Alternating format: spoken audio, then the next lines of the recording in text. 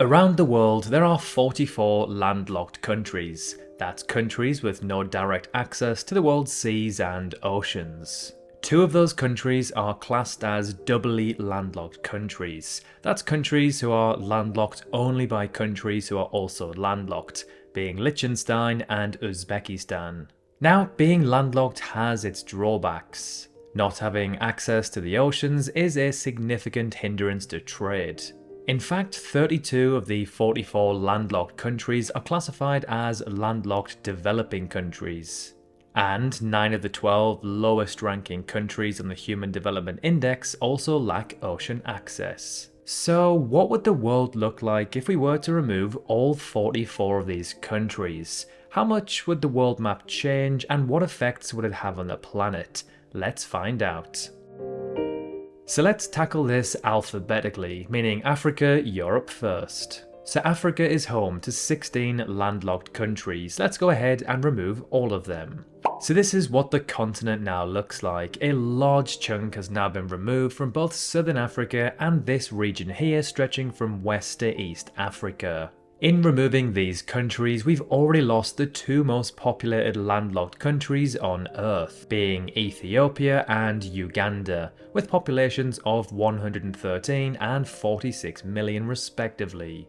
In removing these 16 countries, we've also wiped out around 8.6 million kilometers squared in land, the largest of which being Chad at just under 1.3 million kilometers squared, and the smallest being Eswatini at just over 17,000. Lesotho, which is one of the smallest countries on the continent, is only one of 3 countries that are landlocked entirely by a single other country, in this case South Africa. Now, South Africa also landlocks Eswatini, however this is also with the help of Mozambique. A country that narrowly escapes being removed in this hypothetical scenario is the DR Congo, who has just 37 kilometers of coastline along the Atlantic. Now, this is kind of nuts considering the country is so large. The country covers an area of 2.3 million kilometers squared, which, if landlocked, would have made it the second largest on Earth. Alright, let's now move on to Asia, of course skipping Antarctica where there are no countries. So Asia is actually home to the world's largest landlocked country, Kazakhstan, which spans approximately 2.7 million square kilometers.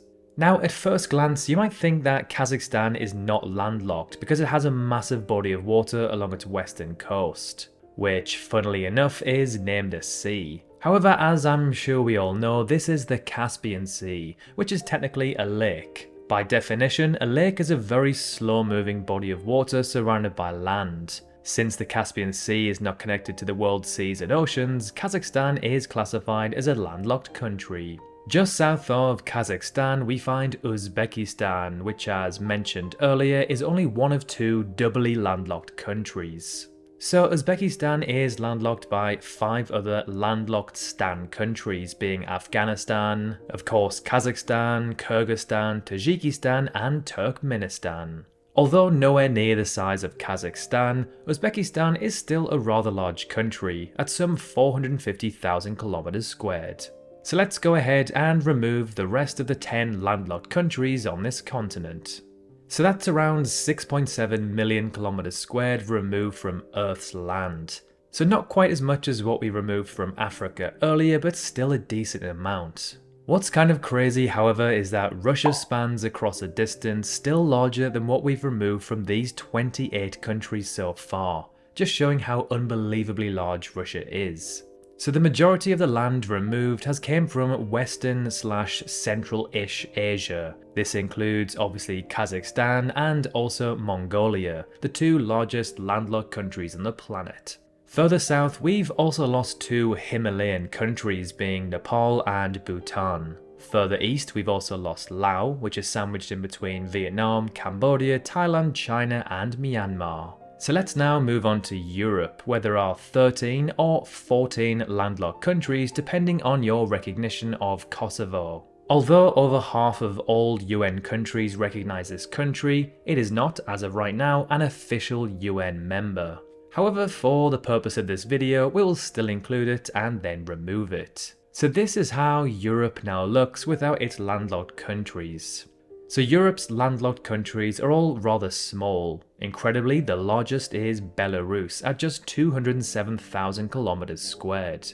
In fact, the 6 smallest landlocked countries on the planet are all found in Europe, with the smallest being Vatican City at just 0.49 kilometers squared. In removing these countries from Europe, we have only lost 715,000 kilometers squared of land, so nowhere near the levels we saw in both Africa and Asia. The most populated landlocked country in Europe is Czechia, with a population of around 10.5 million. In removing these countries, we have also removed the second and final doubly landlocked country, being Liechtenstein, who is landlocked by both Austria and Switzerland. So let's now move on to North America, where there are actually no landlocked countries whatsoever. All countries in this continent have coastline along the Atlantic, the Pacific or Arctic Ocean, or the Caribbean Sea. All countries in the Caribbean are also island nations. However, when it comes to US states that are landlocked, there are 27 in total, with the largest being Montana at some 380,000 kilometers squared, which is actually larger than the country of Belarus as we spoke about earlier. Montana is found here in the northwest of the US along the border with Canada. Although the largest landlocked state, its population is relatively low at just 1.1 million, ranking it as the 43rd most populous state overall. Alright, let's now move on to Oceania, which has an exact same story as that of North America. There isn't a single landlocked country to be found here. But again, like what we did with the US, let's take a look at Australia's states. Are any of them landlocked? Well, there is kind of one. However, it isn't a state. It is in fact the Australian Capital Territory, which is absolutely tiny at just 2,300 kilometers squared. It is completely landlocked by the state of New South Wales. One of my most favourite geography facts is that on this continent there is only a single land border, being that of the border of Papua New Guinea and Indonesia on the island of New Guinea. Which continent the island of New Guinea is part of is often disputed and questioned. The eastern part of the island is where you'll find Papua New Guinea, which is often classed as Oceania, whereas the Indonesian side, Asia. And finally, let's move on to South America, and luckily this time there are some landlocked countries, albeit only 2. So the 2 landlocked countries are Bolivia and Paraguay, who span a distance of 1.1 million and 407,000 kilometers squared respectively. Now, these 2 countries aren't just the only landlocked South American countries, but in fact the only 2 landlocked countries found in the entire Americas. So this is how our new world looks. North America and Oceania of course haven't changed whatsoever. South America has barely changed, Europe nothing too drastic, but then Africa and Asia are completely different. We now have these gaping holes stretching across their land. Like and subscribe for more geography content, and as always, thank you very much for watching today's video.